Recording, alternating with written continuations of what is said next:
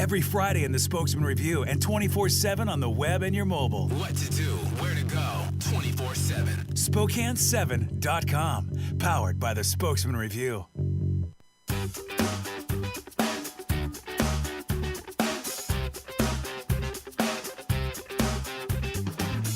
Welcome to Let's Talk Spokane, where host Ryan McNeese seeks out and discusses the latest on a variety of hot local topics.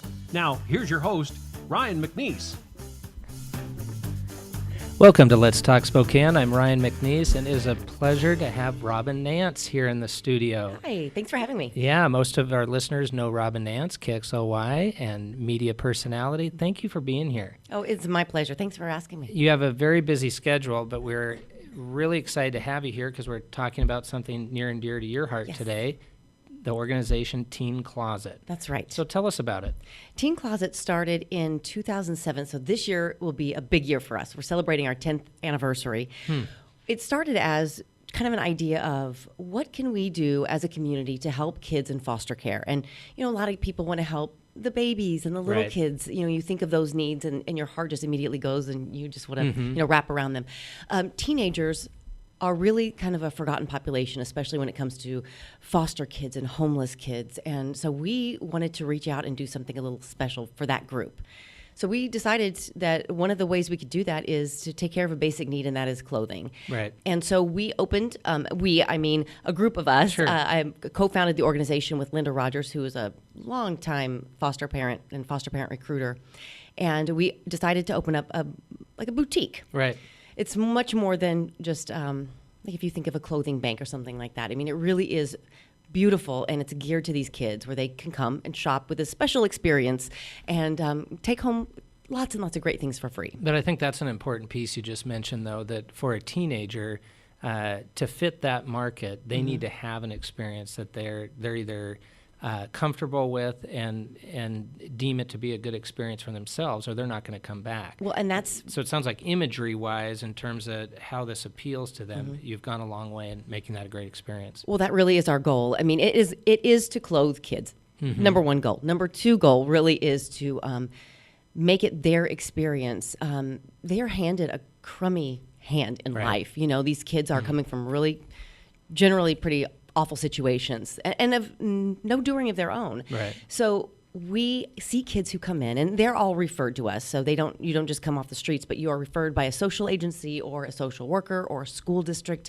And those kids often come in, and the way they come in and the way they leave is so different, and it's quite beautiful to see a transition. You do. Yeah. When you're shopping with a kid, some of them come in and it's almost like they were drugged there. They do not want to be there. And then they start looking around, and then our helpers are just fantastic with them. So they often will come in and they don't look at you in the face, so that, you know, it's like, ugh. But then I've often had kids who will thank me profusely. I've had hugs from kids who wouldn't look at me when they come in the door. It's amazing. That's got to be the real satisfaction of doing this. It's so much fun. You've been involved in, I think, many areas associated within the foster care program as well. Yeah. And so I think all angles, you're very aware of how folks are in this predicament and the need that is there. Well, what started all for me, I'm going to back way up. When I was a kid, I grew up in a really small town in southeast Missouri, and I grew up in your basic home where you have two parents and siblings, and I was loved and cared for, never had any need or want. And then our next door neighbors couldn't have children, and they started fostering. So in elementary school, for me to be awakened to this whole different population has always sat on my heart, I think. My neighbors couldn't have kids. They foster adopted, so they had a group of kids come in, sibling group. They wanted to adopt them. That didn't work, but we got to know them and care for them. And then all of a sudden, then they were gone, and another kid comes in. And for us as kids, I just remember asking my parents, "No, why aren't they with their mom and dad?" Right. Why? And then for my parents to have to try to say, we don't know their circumstances, but they, their mom and dad were going through a hard time, or they couldn't care for them. It didn't make any sense to me as a kid. So I think it always kind of was part of who I was, like trying to grasp that and to answer that question for yourself. Yeah, it never really worked. It doesn't make sense to me ever. But But the exciting part is you're making sense out of the result. You can't necessarily change how they came in the front door that particular day, but you can change the rest of the story. Well, and the cool thing is that because of my thoughts on that, then when I started at KXLY years ago, I was approached to do Wednesday's Child, which is a story that I do every Wednesday.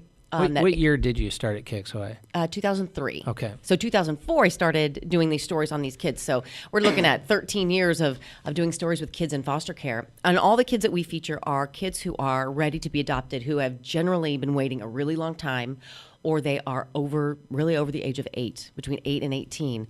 And so I really got to feel for some of these kids and get to know them and realize these are just children. Yep. You know, there's not a big with all red the same desires, needs, and wants and excitements as well. Exactly. Yeah. So we get to do fun things with them, but then I also kind of feel the hurt and the pain and looking in their eyes and knowing that there's something that we as a community can do to lessen it, even if it's just a little bit, which is kind of how Teen Closet was spurred. How many folks do you think came together in that original idea for Teen Closet? Oh, my goodness. Back in 2007, I think Yeah. you said. Well, it started with just me and Linda over a cup of coffee. And it was just hey, I saw a story. Actually, we both saw the same story. It was on ABC News millions of years ago with Peter Jennings on it.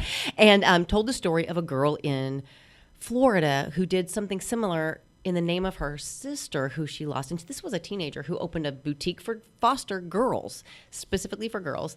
We both saw it and we thought, this is amazing. What is there like that here that we could get behind? Right. Well, we both realized there's nothing like that here. So we said, well, we should just do it. Let's just do do it.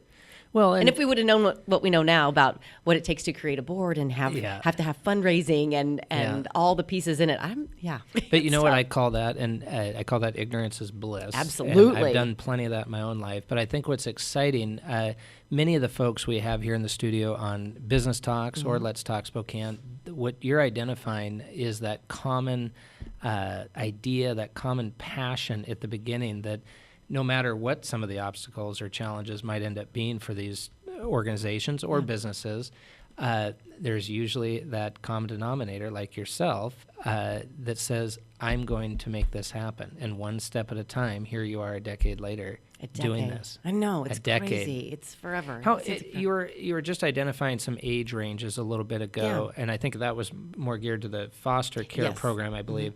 What are the age ranges of folks that are affected and or can qualify, maybe that's the wrong word, but qualify for Teen Closet services? Well, it's kind of an interesting, there is a bit of a gray area. Our initial, we set out and said 12 to 18.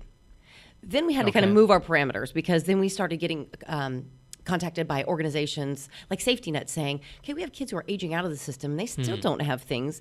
Can you move where that? Do these folks go? Yeah, and so we're like, oh, okay, so then we shifted it to 12 to 21. Then we have some kids who are, let's say, 12 or 11, and they're the size of me and you. Yeah. You know, there are kids They of look like varying young sizes. adults. Yeah, they sure do. So we have to shift it a little bit. And then we even have another organization that deals with the sex trafficking.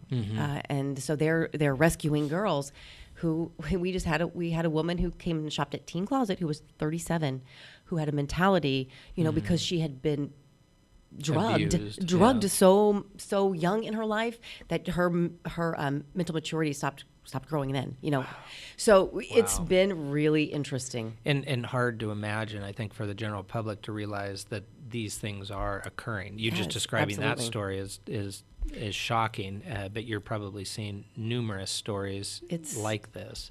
It's amazing, really. And you're always surprised, I think.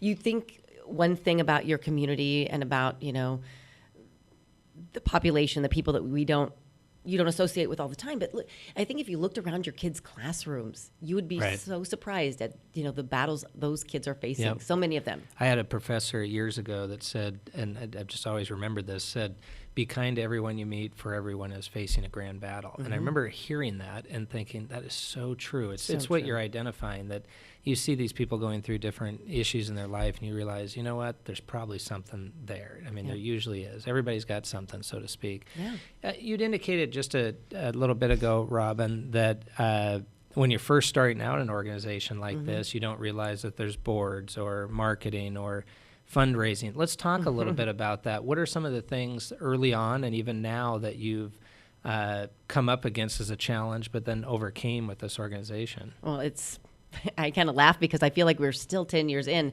still trying to figure it out. Right.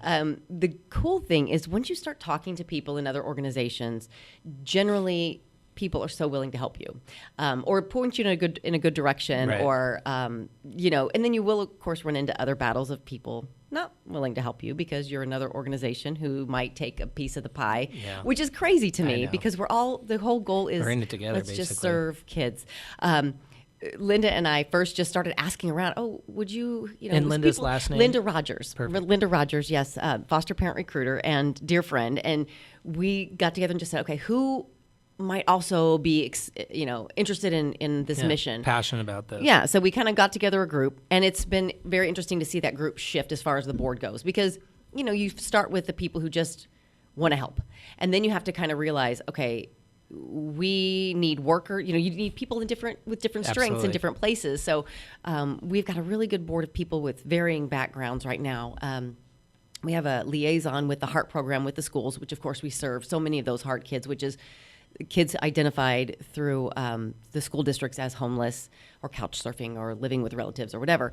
So we have somebody from there. We have somebody in the banking industry, somebody, all different genres realms, of expertise. which is great Right. because there's a lot of things that I don't know about even nonprofits 10 years in. Yeah. But we tap on friends like yourself who we can say, hey, I need advice on this or what can we do? And people are really great. And this community is really great. I think that's what we all find in these different organizations, that if you do reach out, there are different skill sets and different passions, but people by and large are willing to help. And, I think the older we all get, we realize we do need that help. We do need to reach out and say, you know what, somebody's probably gone through this exact same thing. I don't need to recreate the wheel. Exactly. How do I do this? Exactly. Robin, let's come take a short break and come right back and chat more about Teen Closet. Thank you. Thank you. Okay.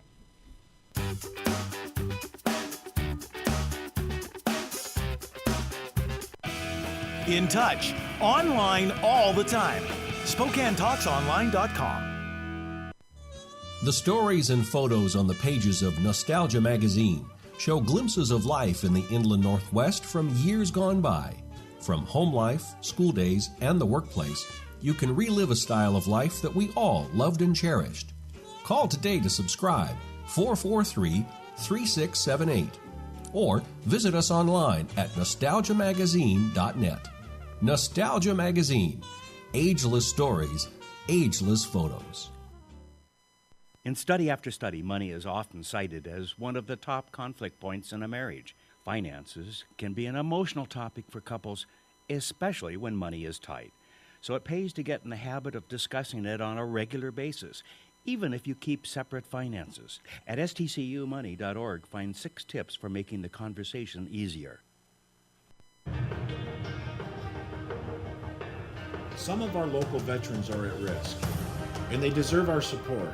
Hello, my name is Michael Shaw, and I'm the Executive Director of the Guardians Foundation. Our Housing First program has housed hundreds of local homeless veterans and provides a safe, nurturing environment. But right now, your support is critical. Please text at 8888 or visit us online at theguardiansfoundation.org. Thank you very much.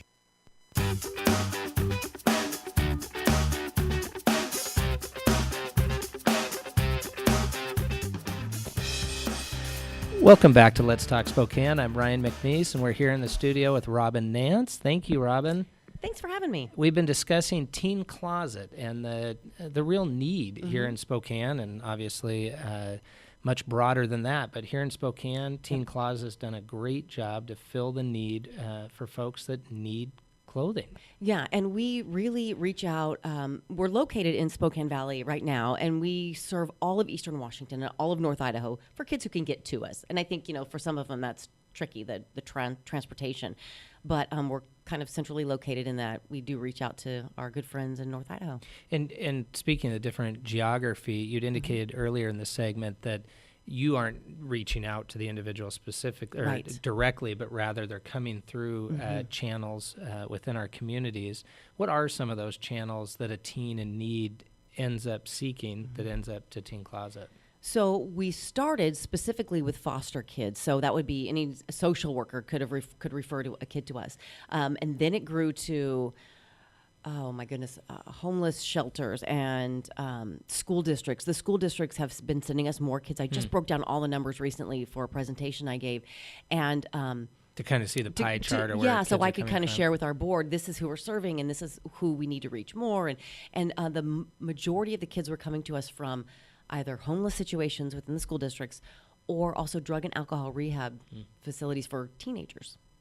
So we see a lot of those kids. Well, and as we were talking earlier in the segment too, there's just so much more need, and these stories out there are heart-wrenching. And Well, when I you see know- them up close, Yeah, the Spokane, or rather Spokane County just recently broke down numbers for, I believe it was 2014, 2015. There were more than 3,000 identified homeless kids. Homeless kids. I mean, they do consider if a family's living with, say, a relative, or they're Sure. couch surfing from a friend's house or whatever. But that's an awful number of kids. it's a huge number, and I saw this a little bit up close. I had the opportunity to volunteer at the Blessings Under the Bridge this last summer, and it was the first time I had done it. I was really glad not only myself, my wife, but in our kids had the opportunity to do it. But when you see the plethora of folks, I mean, the line went on for, I'd say, almost 2.5 hours. Shocking. It is. And I think my point there is that I think there's no doubt within our community and the communities around us, the need out there is significant. Well, and you brought up having your kids be part of it. That's one of the great joys, I think, for me and my family, is that my kids have grown up with Teen Closet and what it is, and they've put in so many hours themselves. But That's great. They've also been there when kids are shopping. They've seen kids come in. They've asked lots of questions later about their situation, or, they've just shown different ways of empathy because what this has created, and it's helped them see, kids might have issues you have no idea about. So it's been really great for them. We do love to have kids volunteer, young people, if they need community service hours with schools. We love having those kids in there to help us sort clothes and clean and even just help. Well, I think really you're right that it's a great opportunity, not only for adults. I'm definitely saying my experience at Blessings Under the Bridge was it affected me in my perspective, but also, as you said, for young people to volunteer at Teen Closet or otherwise, to really see that we are extremely fortunate and there's a lot of opportunities to help others. You had said that your location is currently in the Spokane Valley. Where is it right now? Right now we are right off of Montgomery, and the cross street closest one would be Argonne. Okay. So we take Argonne, and right across from, we always use Yolks as the reference. Yolks or Panda Express, all that. Okay. Now, I know Panda Express. My kids want to go there all the time, and I love it too. It's we're in that Village Square complex, but we are looking to move here soon. We have we're going to be undertaking, or rather taking over, I guess it's overtaking. We're absorbing There you another go. organization that does what we do for younger kids. So it's the Clothing Park, and they serve kids Clothing Park? Perk. Perk. P-E-R-K, Gotcha. yeah. So they serve kids, basically newborns to 12, when we take over 12 to adulthood. So we're all going to be combining our resources, and we want to move to a location where we can kind of be Come in together. one big open place. So we're looking for a building. We are looking to, just have everybody in one place, because we do have that gray area where it is maybe a kid's 12, maybe a kid's 13, but Right. they're small, or a kid's 8 and they're big, and then there's a gap. No, but with this organization, it makes sense to. Yeah, and we could get everybody in one spot, and the the parents who maybe have kids who are younger and older but need our services don't have to go to different places, and we can just serve everybody all at once. So if you know of a location, We'll have to keep our eyes and please ears do, out there. yeah. Maybe some of our listeners know. That's what I'm hoping for. Reach out to Robin Nance and let her Please know you got do. some space for Teen Closet. Obviously, an amazing organization. We're 10 years in. Yep. What do you think in the next 5 years? Maybe we won't ask the question of where are you going to be in 10 years. That's maybe going too far out. But what do you think in the next couple years? New location is on the horizon. Yeah, my hope is new location, more awareness, just name recognition for us, is that people in the community. it's kind of surprising to me. I think because I've lived it for 10 years, Right. that when I still have to explain to people what we do. Yeah. Everybody, oh, that's great. But You're like, but I've been it's- living this for 10 years. You don't know our yeah, whole how can story? you not know what I do? Yeah. No, but I would love for more people to be aware of us and to think of us as an organization that you want to get behind, partner with. I'd love to have more business partnerships. Yeah, I think any organization like that needs Yeah. that piece. And you said earlier, you need many different genres of our community to really step up. The different Yeah. expertise, the fundraising. Absolutely. It really kind of takes a village, doesn't it? It sure does. And this village has been pretty amazing thus far, I think, in just stepping up. Once people know the need, they're Right. willing to help. In terms of promotion and getting the word out, and channels of information, what types of social media sites do you guys participate on? Well, we have a website, which is pretty fantastic. It's just teencloset.org. It's actually really good. It is a really good site. yeah. I'm pretty impressed. Yeah. We had somebody on our board who was on our board who designs websites, and they have moved since then, which is just a heartbreak. But so our website's fantastic, teencloset.org. We're on Facebook. We're on Twitter. We are on Instagram. Yeah, that's where we are. No, and those are, I heard a quote by some marketing guru out there, probably Seth Godin or otherwise, but said, don't expect people to find you. Go where people are. And I think that it sounds like such a simple logic, but something like an Instagram, Facebook, Twitter, or YouTube, something like that, that's where people are. Exactly. Don't expect people to come find you. It's true. And so when you're telling a story that is obviously 10 years old, but you still got to tell a story. Well, people are on those social media sites, and obviously it'd be a good opportunity for people to engage with Teen Closet and find you there. Definitely, especially when we like to have the the teenagers also in that the same area of age groups that we serve.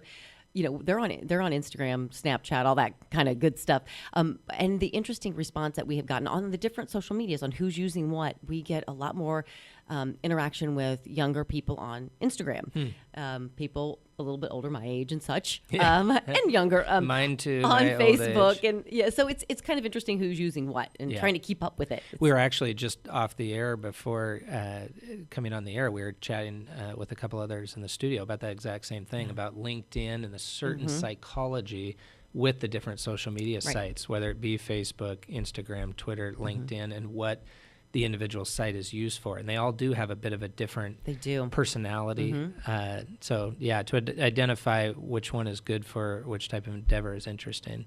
Well, 10 years into Teen Closet, you are a very busy individual, not only as a mom, but with KXLY, and I think you said 04, 03. 03 I started with KXLY, Is that shocking to you that it's been my that long there? So, because if you think about it, I started when my youngest was about a couple of months old, and she's now in 8th grade.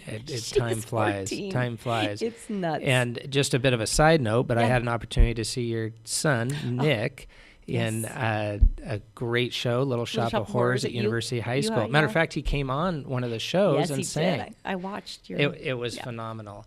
If we could, you're putting so much time into Teen Closet, but your day job, so to speak, with KXLY keeps you busy and family life. Yes. Give us a little bit of background on, you came from Missouri. Yes. Did you come in the early 2000s or much earlier than that? We came in the mid-90s. Yeah, so I grew up in Missouri and then went to college in Illinois at a small western Illinois college. It's actually called Quincy University, and it's a Franciscan college for those of you Catholics out there. I had some of those teachers who were actually Franciscan monks. It was It was a great experience. Worked at a TV station there in that small town, and then my husband and I, as newlyweds, came out here thinking, this was 1996. We'll just come out like a year or two, just adventure check it out, Northwest, and then we'll move back. And that was almost 21 years ago. So we got here, put down roots, made some amazing friends, started having kids, and decided we love it here. What does your schedule on a weekly basis look like with KXLY? So I do the morning news now, and I get up. I'm at work by 3:30 in the morning. Oh my goodness! So and then usually done by noon, and then I try to do errands and exercising and all that stuff in the afternoon, and then my kids start coming home, and then it's off to this thing and that thing. And because we're not quite busy enough, we decided to be foster parents about a year and a half ago. Well, tell us about that, because obviously that's a major tie-in to not only the experience that you had growing up with your neighbors, but also a teen closet and how you see the effect that you're making with those kids. But now you are personally and you've met parents. some of our foster kids. They're just cute little They things. are. So we take the little bitty ones only because they really fit right now with our just how we operate.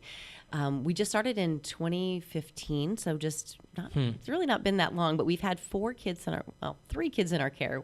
One of them is a repeat we had initially, and now he's back with us. And it's just been an amazing experience as well. How does that work exactly for folks that don't understand or might be thinking about being a foster parent? Number one, who would they contact to look into it? But then how does it work, like application-wise? Well, it's a process that starts with an orientation, and that really is an eye-opener. So what it is a 2-hour free orientation. You show up, and it's at the DSHS office. Okay. And so your best bet is to contact them. And anytime I see that they're having an orientation, I put it out there on my Facebook page through work. That's great. Just to kind of let people know, hey, if you're interested. Because my take a husband look. and I went in October, but we didn't start classes for a few months after because we really thought about what we learned that night. And you are, here it's like you're drinking out of a fire hose. You know, here's what you can expect. Here's all that goes along with it. So we kind of thought about it because it was, it is a life-changing. Yeah, it's a big undertaking. Exactly. So then from the orientation, if you agree to move on, then you go through core classes. So you take, I can't remember how many hours, 90 hours of classes or something like that. You take classes. 90 hours. I might be exaggerating a little bit, but I'm trying to think. I'm trying to think. It is. We'll go with that, though. Yeah, go with that. Yeah. It's a lot. It's a lot. You'll be well trained. Yeah, so forgive me for all those people who are sitting at home going, no, that's not, you don't know what you're talking about. I just know it was a long couple of weekends, and it was great, though. It was so informative. And from there, you fill out tons and tons of paperwork. It is, you do home studies, so people come into your home. They interview people in your life. You you kind of put the names out there, and then they do their research. They got to make sure that you are a safe place for kids. Well, it's been fun to watch you with the kids that you've had and see how much you guys are enjoying this. I mean, you always raised kids yourself, and now with these young ones getting an opportunity to do it again. It's pretty interesting all the way around. Special time. Yeah. Robin, thank you so much with your busy schedule coming in, chatting about Teen Closet. You're busy with KXOY. Thank you so much. Thanks, Ryan. Appreciate it.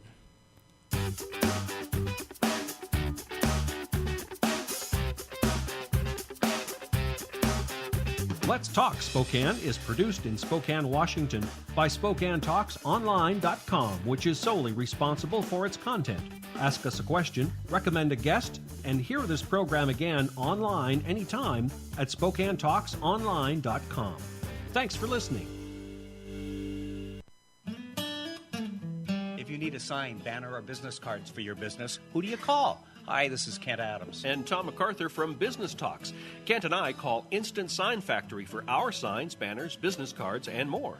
Dave at Instant Sign Factory is our go-to guy for printing, and he always does excellent work for us. Check them out online. They've got an all-new website, InstantSignFactory.com. Tell them Kent and Tom from Business Talks sent you. Instant Sign Factory.